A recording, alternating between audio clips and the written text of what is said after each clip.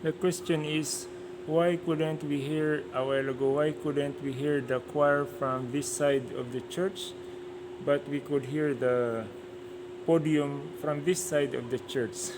The answer is that uh, we are trying to avoid the feedback, and the choir mic is far from the speaker, from the singers, but the podium mic is very near to the speaker. So when the podium is being used, we could increase the gain before feedback to such a level, because the difference between the distance from the mouth to the microphone is very big ratio, compared is very small compared to the distance of the microphone to the loudspeaker. The feedback comes when the signal from the loudspeaker goes back to the microphone and it loops. So the way to reduce feedback is to have the mouth very near the, the microphone, so that we don't have to put so much gain. Now, if you have a choir and the choir has only 4 microphones and there are 30 people, 20 people in the choir is probably 1 meter away from the microphone. So 1 meter difference of 1 inch is like like 20, 30 times amount of sound pressure level that the mic that is near difference from the mic that is far, and mic sound is not straight, it goes outward. Of course, there are many people singing in the choir, but it's still far from the mic. So we to get the same volume that you expect from the podium, you have to put 30 times gain. And when you put too much gain, it will also pick up the sound from the loudspeaker, which causes feedback. And feedback is annoying because you hear more of the feedback than the choir or than the speaker or than the correct sound. So, how to survive? We have 1,500 people in the house. We call it house. And we have a house system. All of the speakers that are up, that are pointing there, that is one circuit. These speakers that are pointing to the left wing and pointing to the right wing, we separated the volume control for this one. Also, the front fills.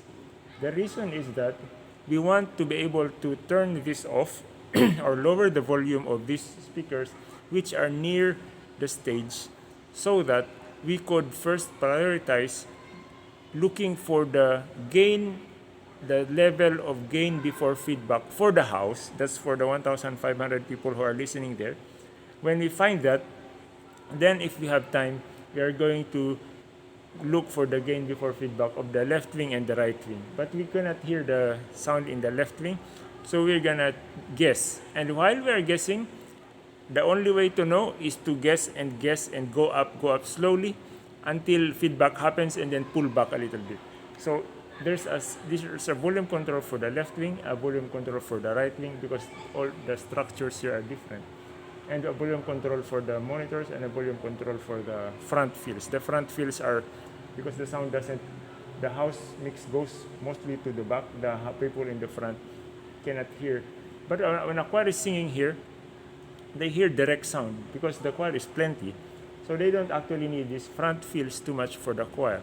And if you turn on the front fields will bleed to the choir mics, which will create feedback and all the annoyances that annoys everyone. So what we do is to first prioritize the house, increase gain until before feedback, and then if we have time, increase a little bit. But sometimes we are too afraid to increase anything because a little bit of increase makes feedback.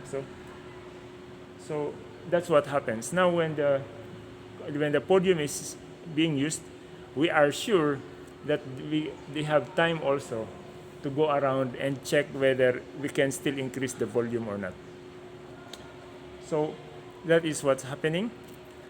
If the choir one solution that we found out, if we practice with the choir, because at least last night we practiced, the choir was practicing, and the audio guy was also practicing how much gain he could get before the feedback happens.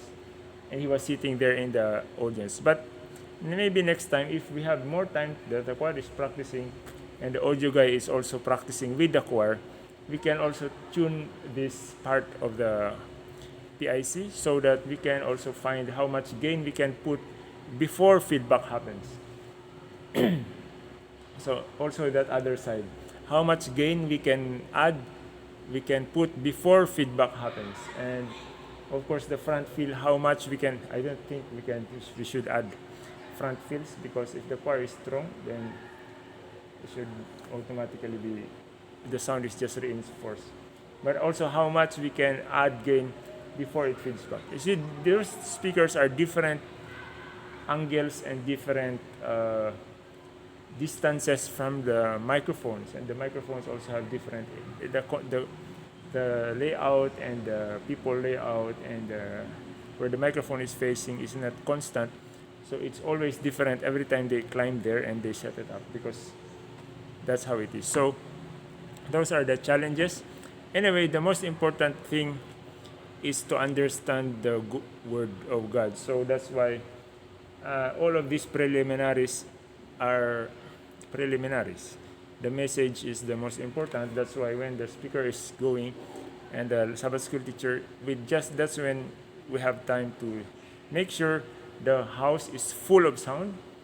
We prioritize the most people who are hearing, and then we go around and check if we can still increase before feedback happens. But we will never know unless we increase a little bit and feedback happens, and then we decrease quickly enough. Hopefully it will not annoy or be noticed by other people. So thank you for that question. That is the challenge with any sound system. How much gain you can do before feedback. Yeah, the science. If you have a better idea, please let us know, because nobody knows everything. Have a nice day. Happy Sabbath.